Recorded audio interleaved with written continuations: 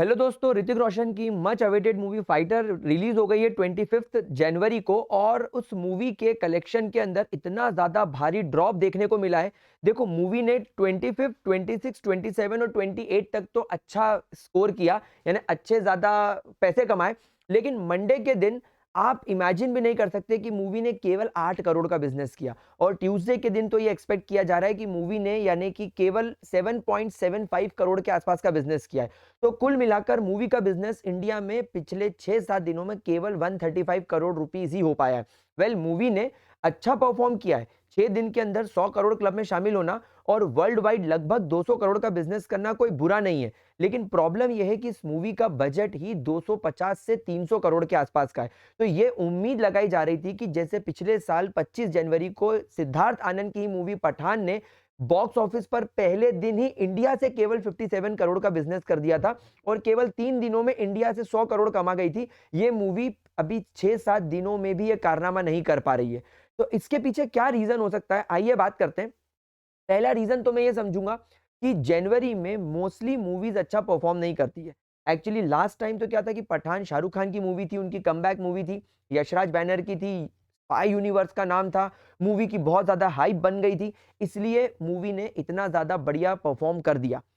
ऋतिक रोशन के स्टारडम का भी यहाँ पर एक बहुत इंपॉर्टेंट रोल है कि ऋतिक रोशन के मोस्टली जो फैंस हैं वो बड़े शहरों से आते हैं।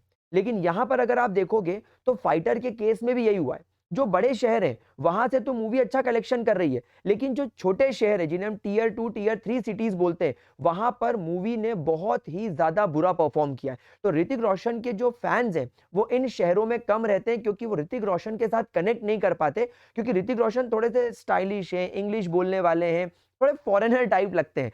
तो यहां पर एक प्रॉब्लम मुझे ये लगी। एक प्रॉब्लम और है, मूवी का सब्जेक्ट ये प्योरली एयर फोर्स पर बेस्ड है।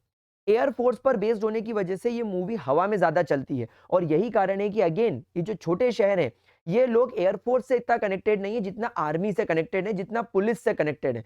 तो एयरफोर्स की टर्मिनोलॉजी, एयरफोर्स के इमोशंस ये मूवी छोटे शहरों के लोगों के साथ कनेक्ट नहीं कर पाई। एक चीज और बोलना चाहूंगा, दीपिका पादुकोण का इस मूवी में होना। देखो, दीपिका पादुकोण इस मूवी के अंदर है, लेकिन कॉफी विद करण के बाद में उनकी इमेज के अंदर ड्रास्टिक ड्रॉप देखने को मिला है। लोगों ने तो ऐसा फील कर लिया कि यार दीपिका पर्सनल लाइफ में एक अच्छी इंसान नहीं है, तो वो कैसे देशभक्त मूवी के अंदर बहुत अच्छा परफॉर्म कर रही हैं और अपने आप को देशभक्त बता रही, तो अगेन लोग उनकी इमेज की वजह से ये मूवी देखने नहीं जा रहे।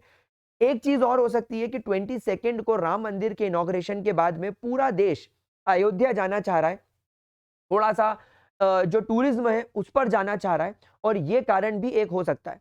लेकिन एक बहुत बड़ा कारण, इन सब चीजों को अगर हटा दें, तो पास्ट में आप देखो शाहरुख खान की मूवी डंकी ने भी अंडर परफॉर्म किया, सलार ने अंडर परफॉर्म किया, टाइगर 3 जैसी मूवी ने भी अंडर परफॉर्म किया।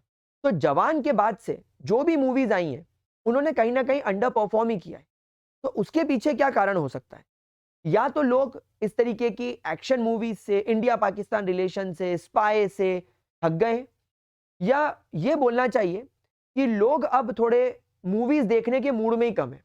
उन्होंने लास्ट ईयर बॉलीवुड को भर भर के प्यार दिया, बॉलीवुड वालों ने जो मूवी उनके सामने रखी लोगों ने जाकर देखी, लेकिन अब बस हो गया।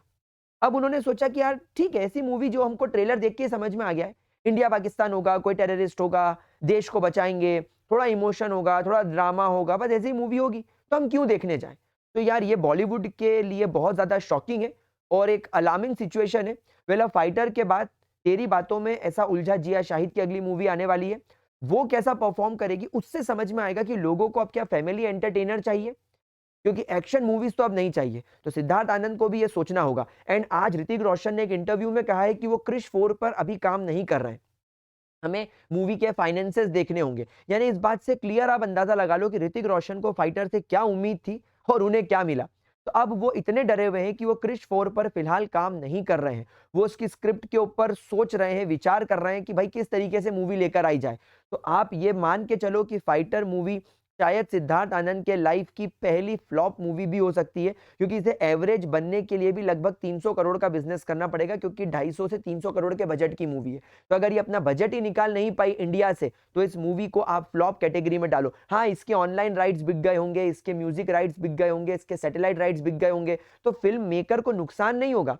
लेकिन एक मूवी को हिट बोलने के लिए हमें कहीं न कहीं उसे एक ऐसे बजट तक लेके जाना पड़ेगा जो थिएटर से आ रहा है और वो उसको कवर कर पाए। यानी 300 करोड़ का बजट है तो क्या वो थिएटर से 300 करोड़ रिकवर कर पा रही है? ये हमें देखना होगा। तो फाइटर के तो स्टार्स मुझे अब गर्दिश में नज़र आ रहे हैं। मेरी बातों में ऐसा उलझा जिया मूवी से अब हमें समझ में आएगा कि क्या बॉलीवुड को इस साल वापस से ड्रॉप का सामना करना पड़ेगा या लोगों को एक नए टेस्ट की मूवी चाहिए? आपको कैसा लगा ये वीडियो और आपका क्या कहना है फाइटर के फ्लॉप होने के बारे में और बॉलीवुड के टेस्ट के बारे में? कमेंट सेक्शन में मुझे लिख के ज़रूर बताना। मिलता हूँ आपसे अगले वीडियो में, तब तक के लिए कीप वॉचिंग।